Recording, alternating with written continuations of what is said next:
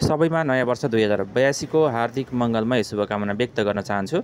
म makes vision च्यानलको तर्फबाट।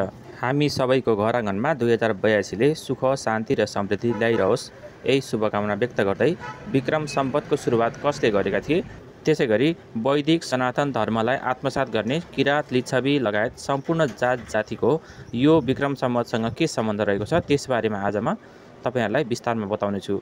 Video पुरा हेर्नुहोला। नयाँ वर्षको फेरि पनि शुभकामना। विक्रम सम्वत हिन्दू पञ्चाङ्गमा आधारित नेपालको राष्ट्रिय पात्र हो। विक्रम सम्वत भारतका विभिन्न राज्यहरूमा पनि प्रचलनमा रहेको छ। यो प्राचीन हिन्दू परम्परा र बौद्धिक समयाङ्कनमा आधारित सौर्य पात्र हो। यो इस्वी सम्वत अङ्ग्रेजी पात्रोभन्दा 56 वर्ष 8 महिना 15 दिन अगाडि रहेको छ। यस पात्रमा वर्षको सुरुवात वैशाखको पहिलो दिनबाट भएको मानिन्छ। नयाँ वर्षको सुरुवात सामान्यतया ग्रेगोरी पात्रको अप्रिल महिनाको 13 वा 14 तारिकमा पर्दछ, अर्थात् अङ्ग्रेजी पात्रको 13 र 14 तारिकमा पर्दछ। विक्रम सम्वत सूर्यसँग सम्बन्धित भएकोले विक्रम सम्वतमा ग्रह नक्षत्रका नाम पनि महिनाहरूसँग सम्बन्धित छन्। विक्रम सम्वत नेपालको आदि सम्वत समेत रहेको छ। नेपालमा यस पात्रको प्रयोग आधिकारिक रूपमा चन्द्र शमशेरले प्रयोग गरे पनि रामशाहको पालामा र त्योभन्दा अगाडिदेखि नै प्रयोग भएका प्रशस्त उदाहरणहरू पाइन्छ। नेपालमा शक सम्वत र नेपाल सम्वत दुवै प्रयोग हुने गर्दथ्यो। 1823 मा शक सम्वतलाई आधिकारिक प्रयोगबाट हटाइयो।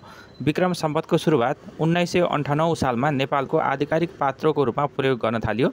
कसैले यस कुरालाई लिच्छवी, मल्लकाल, सेन वंश र कतिपय शिलालेखहरूमा तथा पृथ्वीनारायण शाहका प्रारम्भिक शिलालेखहरूमा विक्रम सम्वत रहेकोले यो कथन झुटो हो पनि भन्ने गर्दछन्। प्रमाणको लागि तलका केही अनुच्छेदहरू म तपाईलाई भन्नेछु, त्यसले पुष्टि गर्नेछ नेपालमा विक्रम सम्वतको आधिकारिक प्रयोगको बारेमा।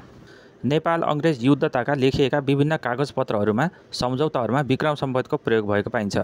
पृथ्वीनारायण शाहदेखि भीमसेन थापा हुँदै कोत पर्वसम्मका अधिकांश कागजपत्रहरू विक्रम सम्वतको व्यापक प्रयोगमा लेखिएको देखिन्छ। त्यसैगरी अहिलेको हाम्रो नेपाल र नेपालले यसभन्दा पहिला जितेका विभिन्न भारतका भूभागहरूमा पनि लेखिएका शिलालेखहरूमा तिथि मितिको रूपमा विक्रम सम्वत नै लेखिएको शिलालेखहरूमा प्रशस्तै देख्न पाइन्छ। त्यसैगरी विक्रम सम्वतको सुरुवात गर्ने राजा विक्रमादित्य रहेका छन्। विक्रमादित्य राजाको बारेमा नेपालमा प्रचलित वंशावलीमा उल्लेख भएको भेटिन्छ। तत्कालीन श्री 5 को सरकार पुरातत्व विभागबाट प्रकाशित श्री नयनाथ पौडेलबाट सम्पादित भाषा वंशावलीमा धर्मागत राजाको शासनकालमा राजा धर्मागतको नामले राजप्रसादको दक्षिणतर्फ चतुर्मुख नारायण स्थापित गरी जोडी धारा बनाई तीर्थ समेत चलाएको र त्यसै बेलादेखि विक्रम सम्वत प्रचलनमा आएको भन्ने गरिन्छ। यस स्थान अहिलेको नारायणहिटी दरबारको परिसरभित्र पर्ने गर्दछ।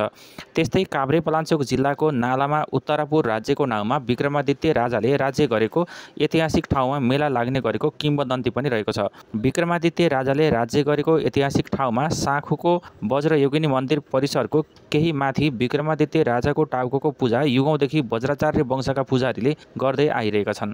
यस क्षेत्रमा विक्रमादित्य राजाको कुनै अस्तित्व नभएको भए यसरी विक्रमादित्यको मूर्ति पूजाआजा गरेर बस्नुपर्ने कुनै कारण हुँदैनथ्यो। यिनै चक्रवर्ती राजाले नेपाललाई विस्तार गर्दै काशीसम्म पुगेका र काशीमा विश्वनाथको मन्दिर स्थापना गरेका थिए भन्ने कुरा स्कन्द पुराणमा उल्लेख भएको पाइन्छ।